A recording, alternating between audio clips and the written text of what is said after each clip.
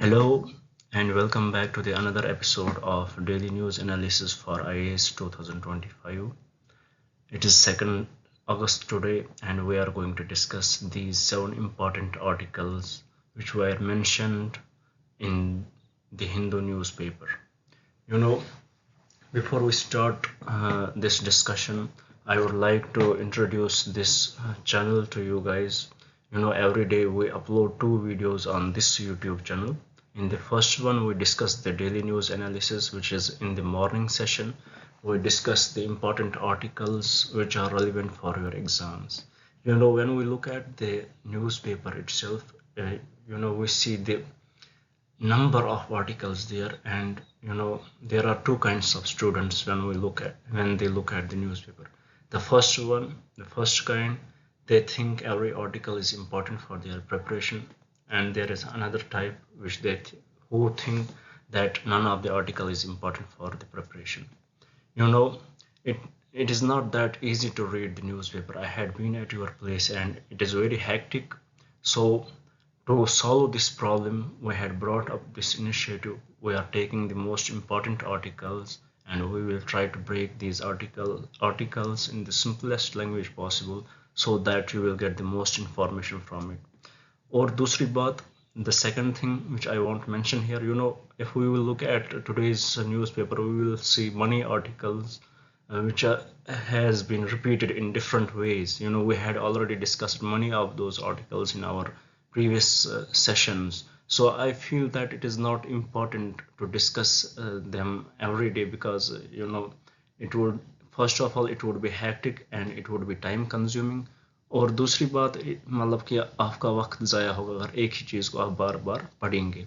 So the motive of this video is to give the best information, the मतलब कि जो नई मतलब कि recent और जो नई information हो which is relevant for your exam, and to break this information into the simplest language so that you can understand it easily. जो मोटिव होता है कि मतलब कि अगर हम देखेंगे हम क्यों न्यूज़पेपर्स पढ़ते हैं, reason is to grab every important development which is happening in the world, and we are doing that. We are taking today, we will take these articles, and if any of the article would be repeated in tomorrow's newspaper, we will not take that, we will take different articles. The purpose would be completed. हमारा purpose है कि हर एक article को हम अच्छे से पढ़े. We will do the analysis of that. I hope you are understanding my point. So here the motive is to understand every article which is given, but not repeat it every day. So I hope I made my point clear. Now this was about this initiative. In the evening session we upload another video in which we discuss the daily quiz. In that daily quiz session, we discuss the questions related to the current affairs. Why we discuss these questions related to the current affairs? The only reason is that so that it will give us an idea how the questions could be framed from the current affairs, and also it will help you revise your current affairs. And we also take some questions from the previous year question book so that it will give you an idea how the questions do come in the exam, and also help you get the method by which you can solve those questions. Now without any delay, let's see what are the articles which we have to discuss today. The first article, it talks about the Supreme Court's judgment that the states can subclassify scheduled castes for quotas. Very important judgment from the Supreme Court. We will take the discussion, the judgment given by this Chief Justice of India in it, his discussion, his role in this judgment, and his views on this judgment. After that, we will discuss about the Rajasthan may enact Uniform Civil Code. We will discuss about Uniform Civil Code. After that, we will discuss about the verdict on money bill that India awaits. It was in the editorial session. We will discuss this in little bit detail about the money bill. We had discussed this topic earlier many times, but we will take some new points in it. After that, we will discuss about the tussle between the Kerala and the central government about the warning system, the blame game which has started. After this, we will discuss the disaster management bill tabled in the Lok Sabha, the amendment to the Disaster Management Act. It has been tabled in the Lok Sabha. We will discuss about the key provisions of this bill. Then we will discuss about the viral encephalitis outbreak in Gujarat, and finally we will discuss about the state can, food minister said that states can directly buy rice from the Food Corporation of India.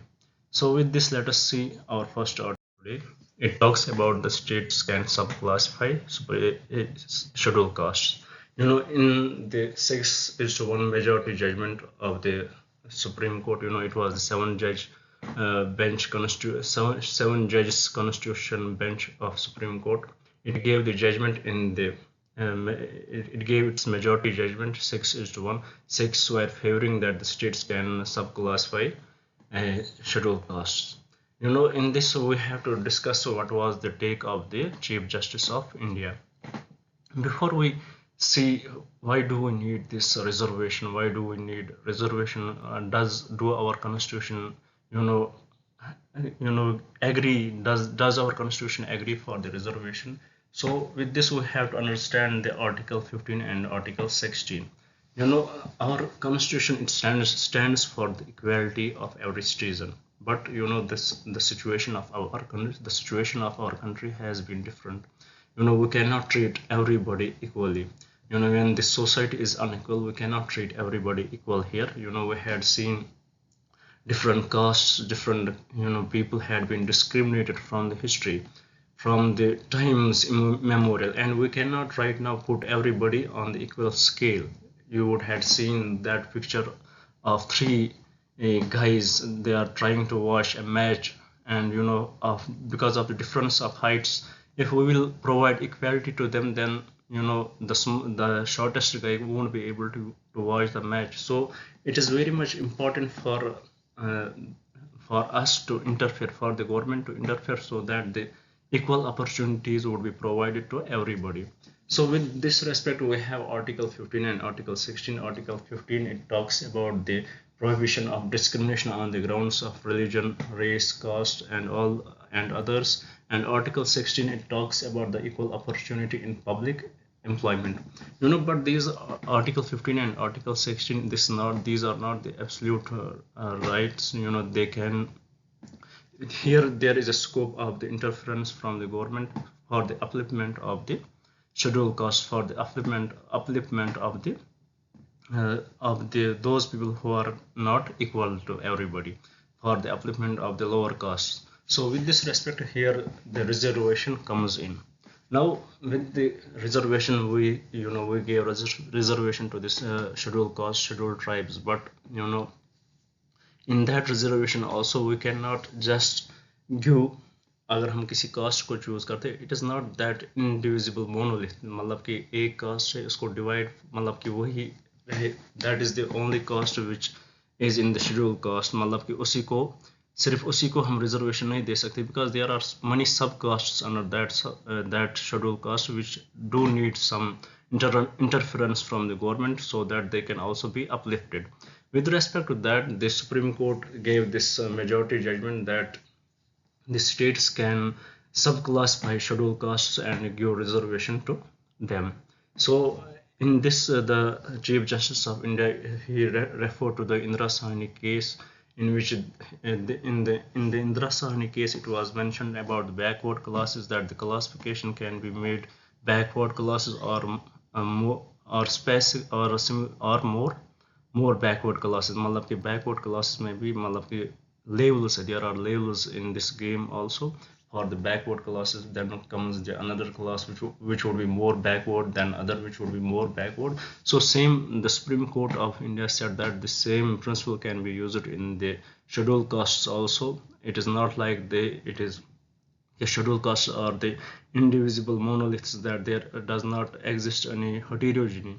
They are not homogeneous. There does exist heterogeneity. There does exist many different castes which need to be classified, which need to be uplifted. So this was the judgment of the Supreme Court about the subclassification of the scheduled castes. With this, the question was asked. Then the question was asked about the creamy layer in the scheduled castes. About that, the Chief Justice of India did not said much, but in a separate meeting, the four judges do discuss about the creamy layer of the a creamy layer principle in the scheduled caste and scheduled tribe. Uh, Four of the seven judges on the bench separately said that the government should enact the creamy layer principle to scheduled castes and scheduled tribes as in the other backward classes. Like in the other backward classes, there we have the creamy layer concept. Similarly, the four judges in a separate, separate in a separate meeting, I would say here in layman's language, that in a separate meeting they said that the government should enact this creamy layer concept in the scheduled castes and scheduled tribes also, so that those who had been benefited from this initiative from the reservation for scheduled castes and scheduled tribes would be taken out from this reservation criteria, and those who had not benefited, they will be added. So the concept of reservation is not long lasting. It is not forever till the infinity, till the world ends, that we should have reservation. Reservation itself is a stain on a country if we would understand it in a different way, because it shows that the country is unequal, it shows that the country is underdeveloped. So for every progressive country, the reservation needs to end at some time. So is the case with the India. India does want to end this reservation, but right now the situation is different. But what we are doing in ending this reservation, at least we have to exclude those who had benefited from that. So in this regard, the four judges, they separately said that the concept of creamy layer should be also introduced in this SCs and STs. But this Chief Justice of India, he did remain silent on this issue. Now about this verdict, there were key points in the Supreme Court's verdict about the states can subclassify scheduled castes. Those points are: first one, the scheduled castes are not indivisible monoliths, like they are not a single unit. They are heterogeneous groups of castes. They are composed of heterogeneous groups of castes, races, or tribes with varying degree of backwardness. Different people have different degree of backwardness. For some, the education criteria is different. For others, the connectivity is different. Like there is different backwardness in different castes, and so it is not a homogeneous group, it is a heterogeneous group, and they are composed of heterogeneous groups of castes. Then also the Supreme Court stated that the states can further classify them, they have the power to classify them, and when the states classify them, they have to produce the data to support their claim that a subclass required more beneficial treatment. So when they subclassify any caste, they have to produce that data, that this particular caste which they have divided, this caste requires the beneficial treatment from the state. So I hope this was about the states can subclassify SCs. This was about this article. I hope I was able to make it very much clear to you. I tried to break this into the simplest language. I hope you understood the topic. Now let's try to recap what we understood in this. It was the seven-judge constitutional bench in which by the majority decision, by the majority judgment, it was said that states can subclassify scheduled castes. The Supreme Court, the Chief Justice of India, he said that he referred Indira Sahni case judgment in which the backward classes were divided into more backward classes, and he said that the same principle can be applied in the scheduled castes also, so that they can also secure substantive equality. And also in this case, the creamy layer concept was asked to those judges, but the Supreme Court remained silent. But the four judges out of the seven judges, they recommended that the state should also introduce this creamy layer concept in the scheduled castes and scheduled tribes, so that those who had got benefited from the reservation would be taken away from that concept, and those who had not benefited will be introduced in it. The core motive would be the development of the country. So with that, we discussed the key points in this verdict. There were mainly four key points which were mentioned in the newspaper. For example, scheduled castes are not indivisible monoliths. They are composed of heterogeneous groups of castes. The states can further classify them, and when the states classify any particular subcaste, they have to give enough data to show that they are, they require the beneficial treatment.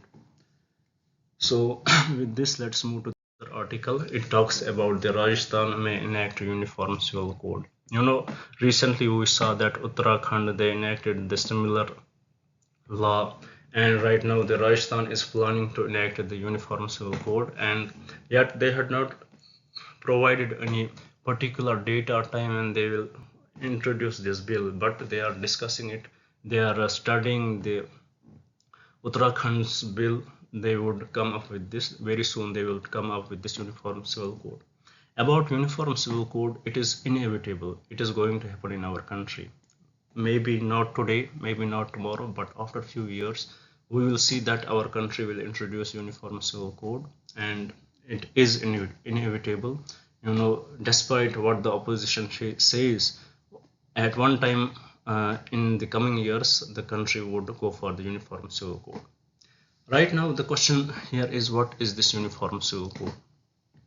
About the uniform civil code, you know, we should know that it refers to a single set of laws. These are the single set of laws governing personal matters such as marriage, divorce, inheritance, and adoption, applicable to all citizens regardless of their religion, caste, or community. These are the single set of personal laws which apply to all people in our country, irrespective of their religion, caste, or community. If we will try to understand this in a simplest language, it is connecting all the people. The same law applies to everybody despite of their religion. But there even though this is inevitable, but there are still, right now, the country is not in a position to go for the uniform civil code because of the diversity of the country, the mindset of the people, the mindset of the population in our country. Right now the country is not ready, the people are not ready for that, because the sentiment, the personal sentiments for the religion, the personal sentiments for the culture, that it may harm those things if it would be brought right now. About the uniform civil code, we should know one thing, that it is mentioned in Article 44 of the Indian Constitution. It comes under the directive principles of state policies. It is under the part 4 of the Indian Constitution, and it is very much inevitable. Now the question here arises, when the constitution was framed, why did not the makers of the constitution directly went for the uniform civil code? Why did they waited so far? Why did they kept it for the future? Why did not they went for directly? Why did not they directly went for the uniform civil code? The answer to this question is very simple. It was the constitution was framed at that time when we had seen the partition of our country, when we had seen partition because of the religious ideas of the country. We had seen that the Muslims then who went to Pakistan, they felt that in India they are not that safe. They felt that their rights won't be protected. If at that time such a uniform civil code would have been brought up by the government, then it would have been very much problematic to the people, to the religions of of different people following different religions. They would have become more insecure in our country, and they would have felt that their ideologies are degraded, their ideologies are ignored, their personal laws are ignored, and it would have showed that the center, the government, is trying to highlight the only one religion rather than accepting their ideologies. So it would have further broke away our country. So to stop that, to stop any further mess in our country, the makers of the constitution did not went for the uniform civil code. Even though during the formation, Dr. Ambedkar, he tried his best to implement it, but there was huge opposition to this. Another reason was respect for the diversity. The diversity in our country, everyone believes, everyone has his own ideas, they have their own culture, and the respect for the diversity, this was very much necessary for during that time. So because of that also it was not brought up. And the sensitive political climate which we discussed, the breakdown of the country, and also lack of consensus in the assembly. The people didn't, there was lack of consensus. People did not agree with the Ambedkar during that time. And also there the focus, it was not the primary. Uniform civil code was not the primary focus then, because there were many different points to be focused upon. For example, fundamental rights and other issues, they were the main focus. And also we have articles from article 25 to 30, which talks about the protection of minority rights, which talks about the protection of religion. So when we have all this stuff happening in the country at that time, it was not feasible, it was not likable to bring the uniform civil code. But in the article 44, it is clearly mentioned that the state shall endeavor to secure for the citizens a uniform civil code throughout the territory of India. So it was for the future references. Now if we would discuss what are the advantages of the uniform civil code, it had huge advantages. For example, it would give the gender, it will give the unique gender equality. For example, if we would see in different religions, in laws of inheritance are different.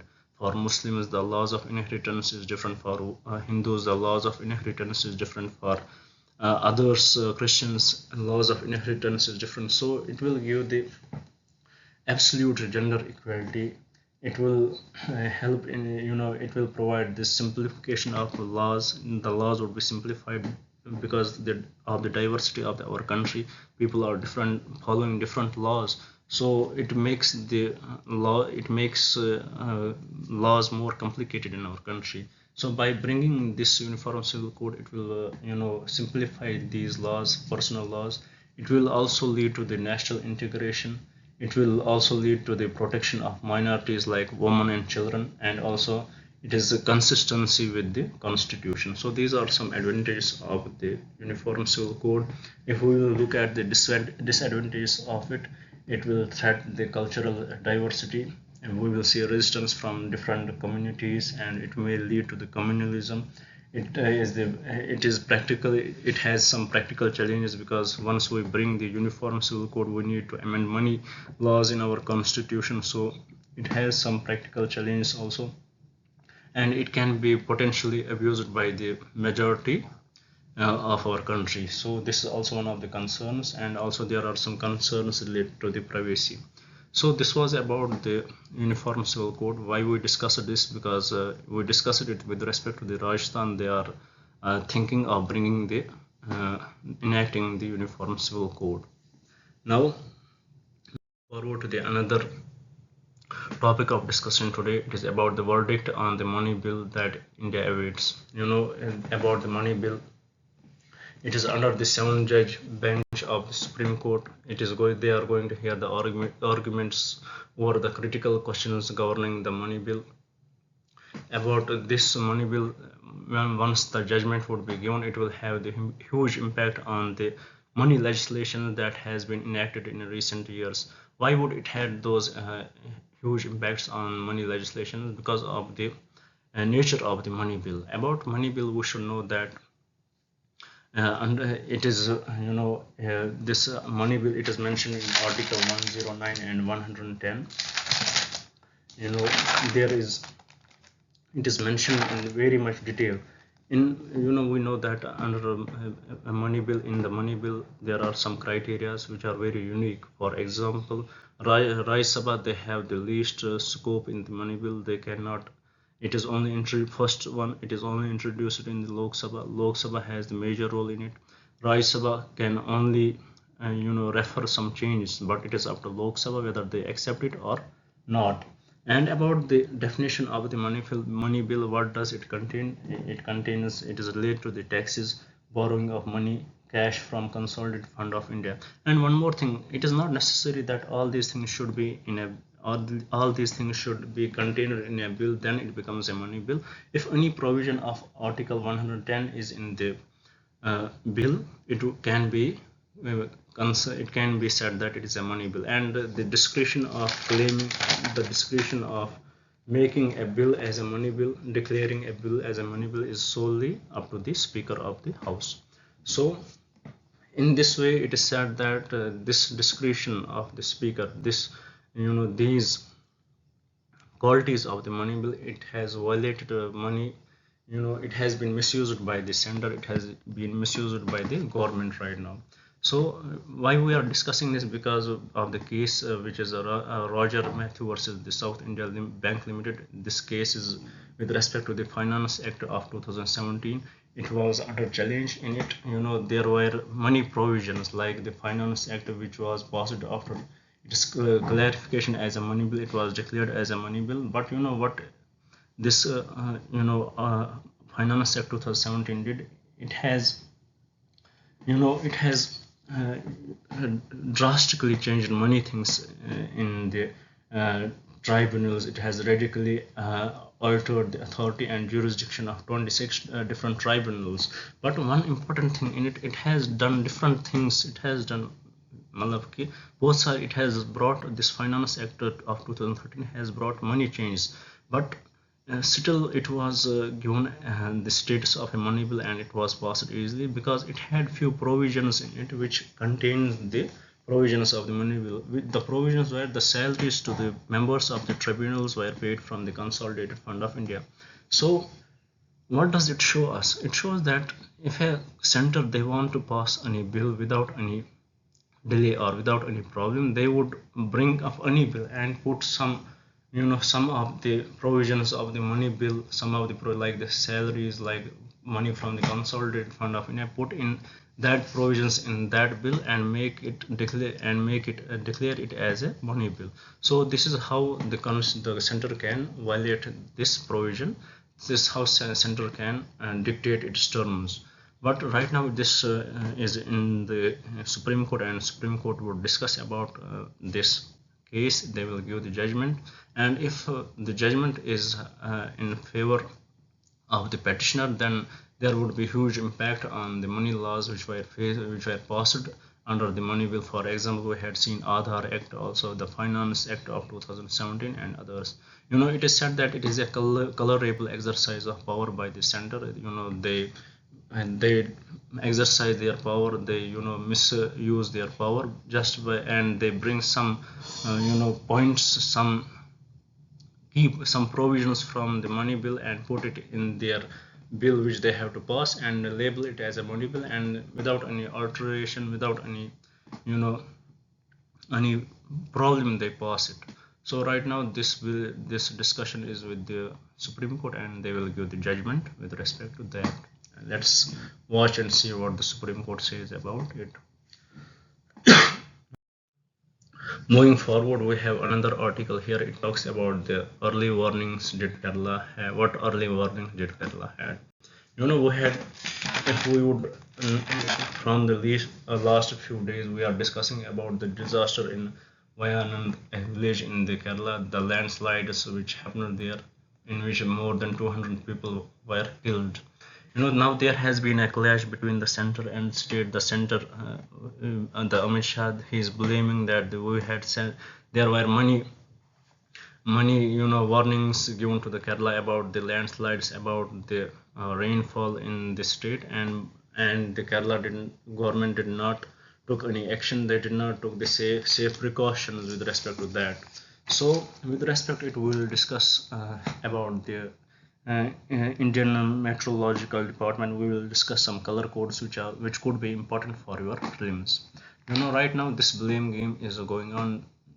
It will happen right now. The center is accusing state, and states are demanding some help from the state, from the center. Now this discussion would continue.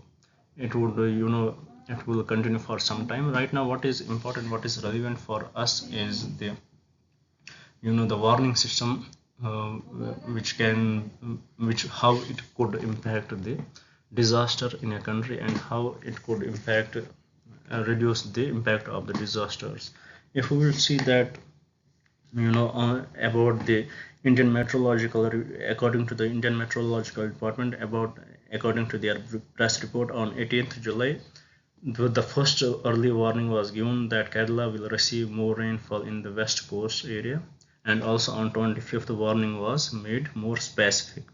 Then on the 23rd, these are some data points you need not to remember, but to to get to the point which we have discussed. These are very much essential.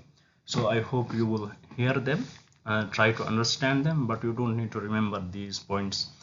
On the 23rd, press release also issued warning on rain in areas of Kerala and Mahe on 25th July. So there were some press releases from IMD.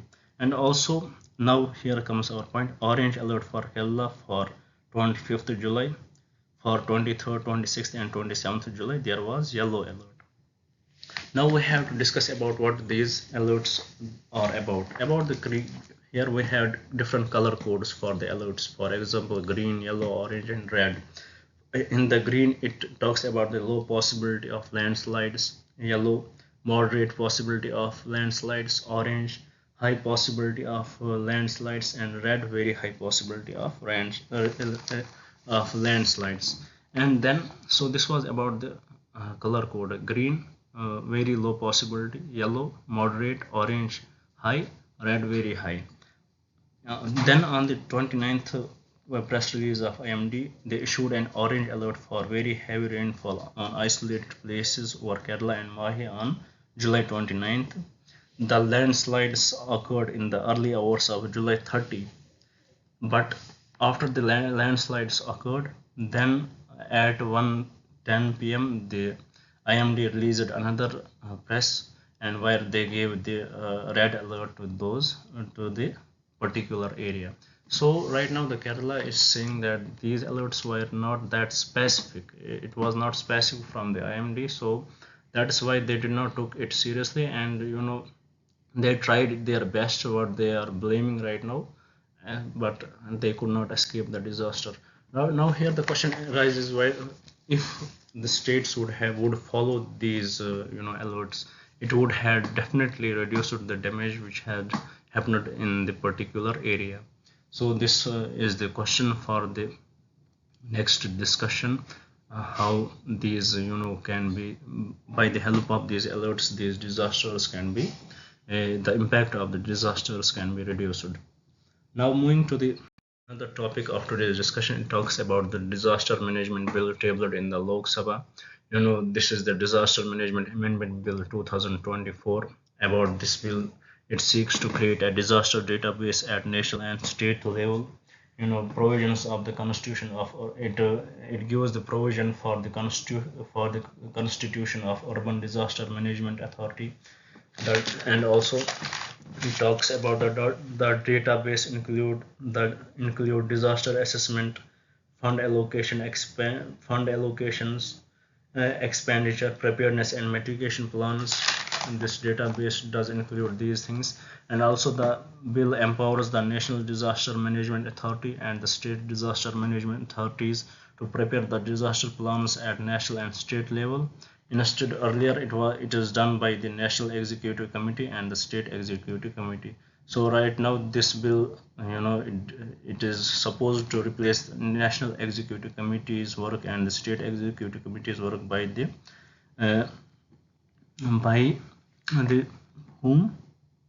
National Disaster Management Authority and the State Disaster Management Authority. So this was about it. Now moving forward, another article, it talks about the viral encephalitis outbreak in Gujarat. About encephalitis, it is the inflammation of the brain. It is very life-threatening, and the mortality rate in it is 50 to 60%. The main reason for the encephalitis is the Chandipora virus. Because of that, because of this infection, it leads to the brain inflammation. The early symptoms of this viral encephalitis outbreak is fever, headache and vomiting. So about this encephalitis, we had discussed this article many times recently, and we'll take up some questions in the daily quiz, so please do stay with me for the daily quiz session also. Now moving to the last article of today's discussion, it talks about the states can directly buy rice from the Food Corporation of India. It was announced by the Union Food and Consumer Affairs Minister on Thursday yesterday. What did he announce? He announced that the state Government can directly purchase rice from the Food Corporation of India under open market sale scheme without participating in any e-auction. You know why they are bringing this, why they are letting the states to buy directly from the FCI, because they had got the huge surplus stocks because of the Kharif season recently. So the surplus stocks are very huge and they want to distribute this rice to the people.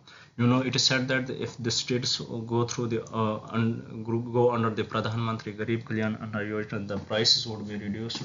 For example, the earlier prices are 2,900 for a quintal. It would be reduced to 2,800 for a quintal, and also the center would continue to give these free food grains under Pradhan Mantri Garib Kalyan Yojana to about 81.35 crore people for a period of 5 years. So this was very small article, and the main point in it is that the states can directly buy rice from the FCI, and also center plans to continue to give free food grains under Pradhan Mantri Garib Kalyan Anna Yojana to about 81.35 crore people for a period of 5 years. With this, we conclude our today's discussion of daily news analysis. I hope you would like the video. I hope you would share it with your friends and definitely subscribe the channel. Thank you very much. Thank you for staying with me.